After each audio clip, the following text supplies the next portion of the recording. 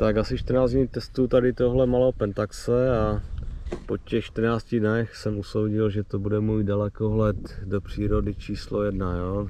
Ještě donedávna to byl tenhle ruský dalekohled, který taky nejsou velké rozměry, jo. Rozměrově jako je tam pořád rozdíl, jo, ale váha nějakých, myslím, že tohle má 600 gramů a tady 190, toto nejsem si teď jistý, ale je to už taková trochu kovadlina oproti tomuhle. Tohle v kapse, o tom v kapse skoro nevím.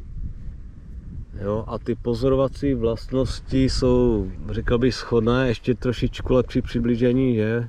Těch 9krát, řekl bych, že to má ještě víc než těch 9krát, nějakých 10krát bych to tak typoval, když to srovnám s tou 8. Takže ve všech bodech váha, rozměry, přiblížení, ostrost obrazu je, tak řekl bych, shodná. No, takže v těchto bodech vyhrál tenhle Pentax, tak zdá se, že to bude dalekohled číslo 1. Jo. Jiná asi nevýhoda je, že tady ty vstupní čočky mají nějaký 21 mm oproti 30 mm. Jo, takže to znamená, že tady je u tohohle ruského dalekohledu lepší světelnost. Což ale pro mě není zase tak podstatné, protože když já chodím na procházky se psem, jo, jsem tady třeba na posedu, tak nikdy nesedím za šere a chodím tady se kochat a pozorovat zvěř vždy ve dne, takže ta světelnost u mě nehraje takovou roli, ale spíš ta hmotnost a rozměry, jo, takže a ještě i trošku lepší přiblížení, jo.